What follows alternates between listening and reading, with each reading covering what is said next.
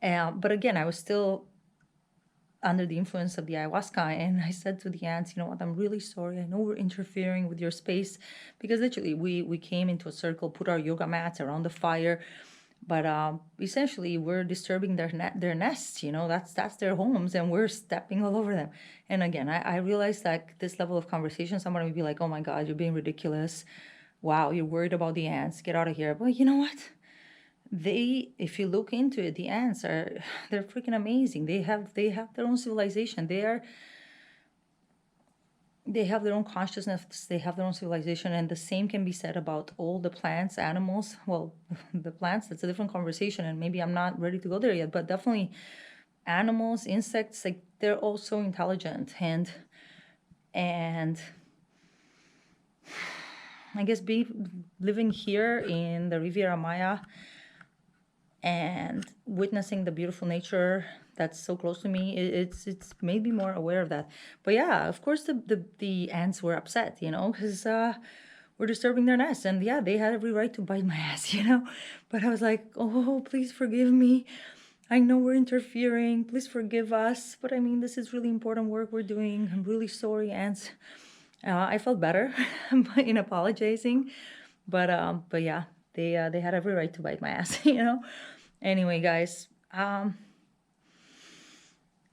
are more things I could share, but I think that the main message that came to me was this about working on ourselves and purifying ourselves. And I think purifying our physical bodies does have something to do with that, because what I'm coming to understand is that if your physical vehicle, this beautiful physical body that we've been given, if it's full of toxins, if you feed it crap, which I know most of you in my audience know better than that. Most of you are already very conscious people, and you do your best. But if your physical vehicle is impaired, then your connection with your higher self will inevitably also be impaired. You know, you're going to find it harder and harder. And those of us who are awake also know that, hey, that's exactly what's being thought or intended with these poison vaccines. You know, like they want to impair your physical vehicle to the point that connecting with your higher self, with your higher powers, becomes increasingly difficult. Everything they're doing, the fluoride in the water, the chemtrails, everything is meant to impair us. So to combat that, what we need to do is do exactly the opposite. Feed our physical bodies the best food we can possibly get. And again, we're talking about plant-based. I mean, I'm really thinking that the ideal diet is probably fruitarian, you know, because that would be like the most conscious way to eat. And I know one of our friends in Toronto, I don't mind giving him a shout out. He's a friend from the freedom movement, and he's an open fruitarian. Eli, he has a YouTube channel called the Free Melon Society, which I'm actually going to check out.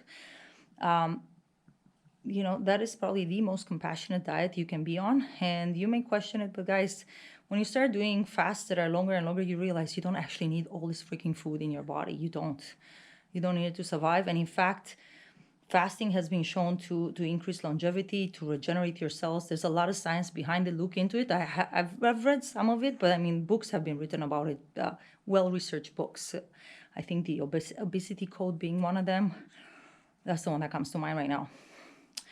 So anyway, that's what I want to share, my friends. And hopefully you'll take it into consideration. In fact, you know, I know so many of you, my dear friends, already do this because you're very conscious people. And maybe for you, it will serve as a reminder. If you've been feeling stressed, you've been feeling under the weather, whatever's going on, eating lighter, maybe fasting for a few days, or if you feel like you're not able to do a few day fast, start by doing intermittent fasting. You may find that easier. So maybe just stop eating after 6 p.m. or 8 p.m., whatever. You look into intermittent fasting if you haven't heard of it yet. I'm sure you've heard of it though, because you guys, you're all pretty smart. Yeah, my friends, that's kind of what I wanted to share, because we need to prepare ourselves. We need to prepare physically, emotionally, and spiritually, increasingly so, for the new earth that is to come, the new earth that we're bringing forth, and we need to be that light in the world. Let's put all our focus on the light and not give focus to the darkness. There's a lot more I could share, but I think the cenote lady wants me to keep it short because I think they're about to close here. So thank you all for listening. Much love to all of you. I love you. Blessings, and we'll be in touch soon. Okay, blessings.